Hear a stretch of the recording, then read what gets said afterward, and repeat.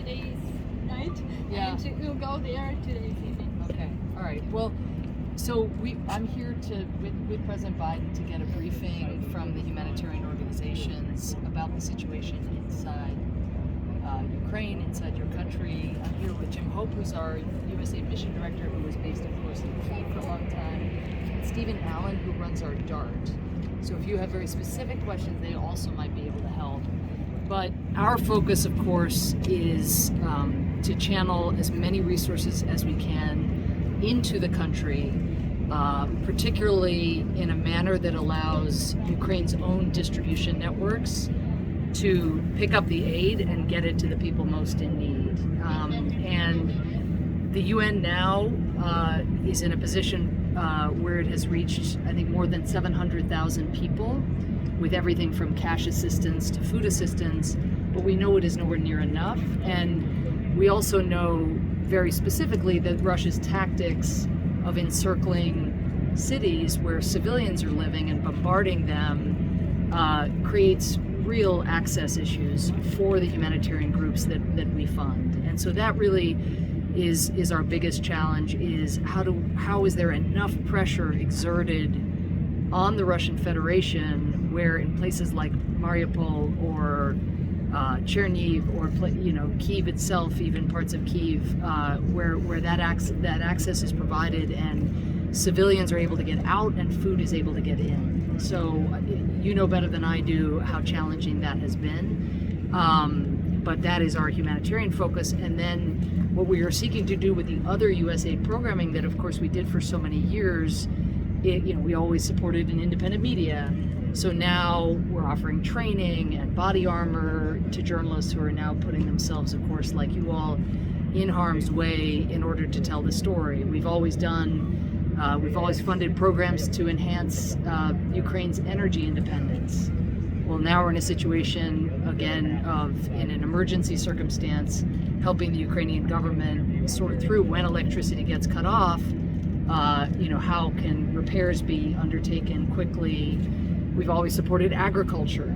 Now there is, of course, such a need for farmers to get access to seeds and to inputs and so forth. So basically all the programming we've done for years, we are now trying to repurpose for a war situation when the Ukrainian people have never been more vulnerable. So I'll just start and then take a few of your questions. I have a question. Please. I'm originally from the Donbas region, and now we live in this second time where we are located from Donetsk and then continue our life in Kyiv city, and now we relocate from Kyiv to Uzhhorod. So it's very dramatic situation for all of us, but the most dramatic situation for people who live in Mariupol now, and we know about the position of Russian Federation blocked our humanitarian aid from Kyiv, from Ukraine, for these average people. So how you can impact, influence for them, and how to give these people who live in Mariupol something like hope to get food and water now. Yes. I've spent a lot of time on the phone today with various humanitarian organizations who are perched and ready to put food into the town. And not just food, as you know, medicines have run short, water is inaccessible in many parts of the city. But again, as you said, the challenge has been that while the Ukrainian government has been very, very eager to create safe passage and to have a ceasefire in order for food and supplies to get in, the Russian Federation has shown that it wants to approach Mariupol as it once, with the Syrian government, approached Aleppo. And that is all we have seen from them, despite countless promises. There have been heartbreaking scenes of Ukrainians in Mariupol being told that humanitarian pauses were going to occur, showing up, often with elderly, with children, as a mother, I can't even imagine, showing up, and then the shelling starts. Almost like it was never serious at all. And so you asked how I could give the people hope. All I can tell the people of Mariupol is that we are working around the clock to try to muster as much diplomatic pressure on the Russian Federation as possible so that Putin feels he has to let food and medicine into innocent people. And obviously the United States and the European Union countries, along with Japan and Australia and democracies around the world, are imposing very steep costs on the Russian Federation's economy and on President Putin and his cronies. So we need China, we need Beijing, we need India, we need countries that have maintained friendly ties or neutral ties with the Russian Federation to be raising their voices on behalf of this urgent, desperate humanitarian need. And we will be ready. The humanitarian groups are ready. USAID has supported them in scaling up their assistance. They are ready to go. There is one thing that stands in the way, and that is President Putin. Now it's Mariupol, it's a lot of places in Ukraine now, it's hard situation.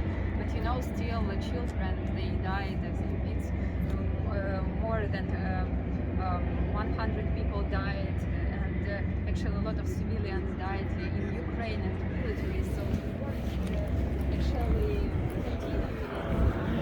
And actually, what can you do?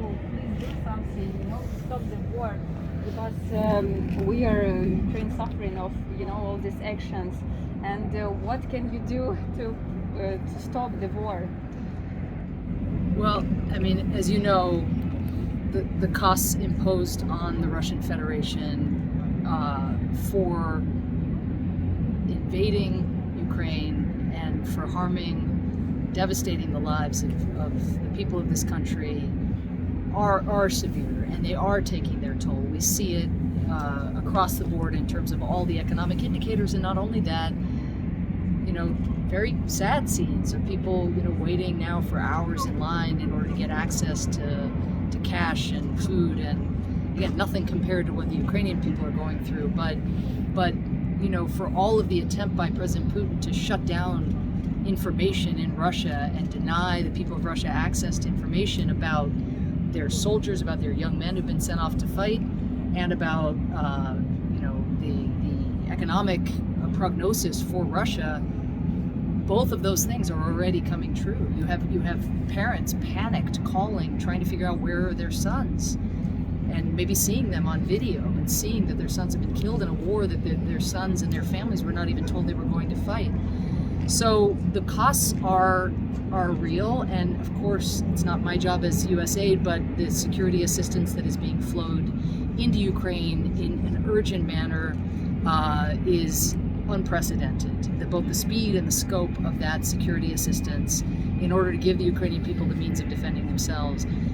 Finally, because of the desperate need of civilians, when there is an opening, again, to get food and resources in for those who feel they have to stay or want to stay, or for those who are desperate to leave, as so many, potentially millions of people may be, we want to be in a position to ensure that buses are available, that trucks are available, that those evacuations can occur, and that we are supporting communities in Western Ukraine also to absorb the millions of displaced people, including children who have been able to get out, but then just face lives of, where it's really hard to achieve dignity, and because you're dependent on handouts and so forth. We want to help those individuals be able to live at least in relative safety, unless and until their homes are safe to return to. So again, it's not satisfying because of the pain and suffering of the people, I understand, but the way this war will end is when there is enough pressure and enough accountability and enough economic cost to the Russian Federation and to President Putin and the people around him, and as it has already happened, as the Ukrainians impose costs on the Russian invaders inside Ukraine. Sorry that I tell you that, but my friend was died. He was killed, and he was only 26. He was a soldier. Then my husband, he is in Kyiv in very hot zones now, and I even don't know if I can to say him hello next day, and it's really very difficult. I know that it's not a humanitarian question, but Ukraine needs this no-fly zone.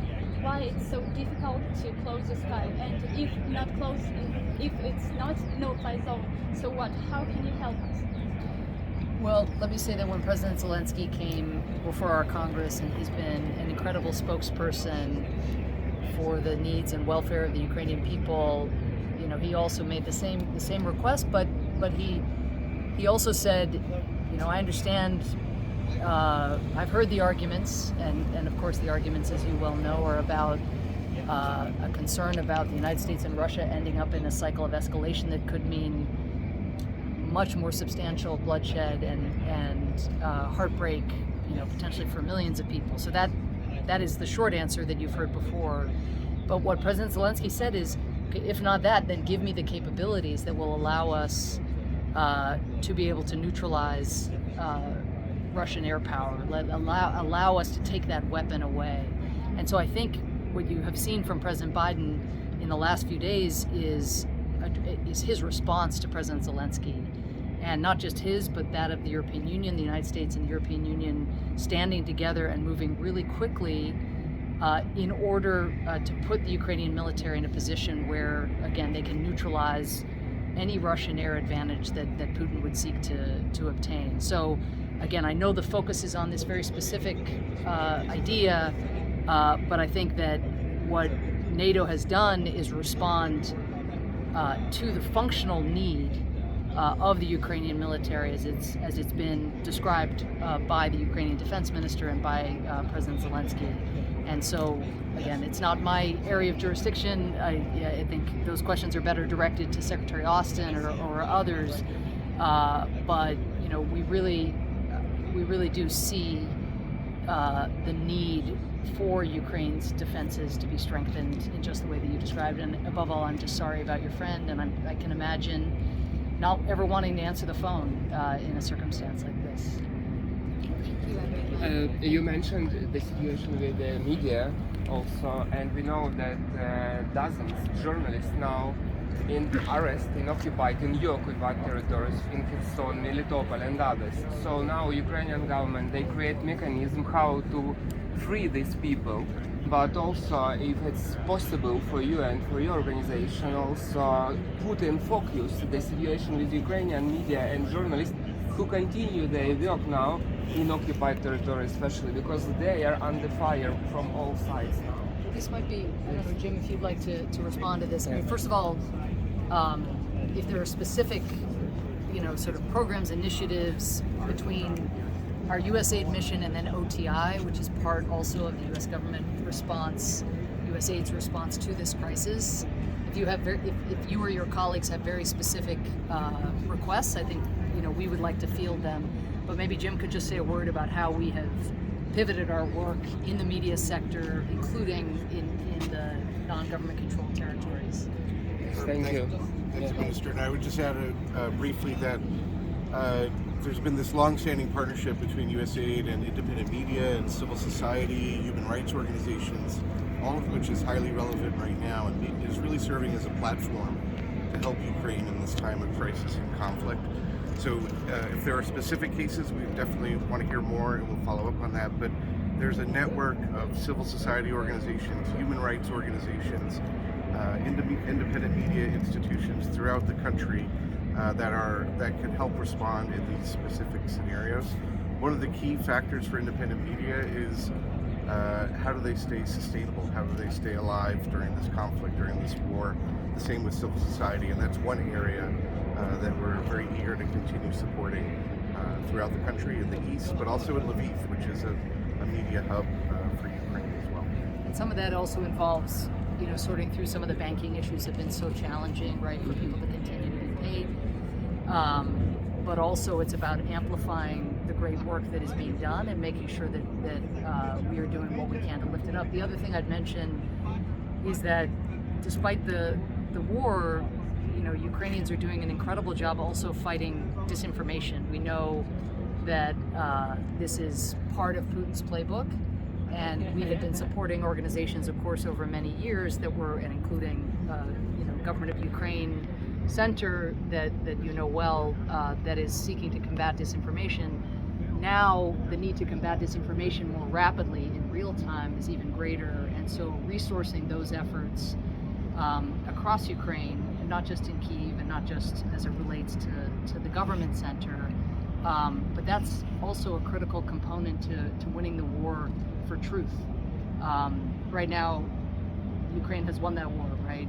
The world, notwithstanding all the Russian disinformation, the world knows what Russia is doing. They know that there was no cause for war. They know that this is senseless, brutal violence. They know that everything that Putin said about denazification and the threat that Ukraine posed to Russia was nonsense. They know, the world knows, and they know it because you all have been there to expose the truth, and that truth has been lifted up globally. But we cannot lose sight of how much resources Putin is also dedicating to telling lies and seeking to have those lies catch hold globally. And so we have to stay strong in fighting that misinformation.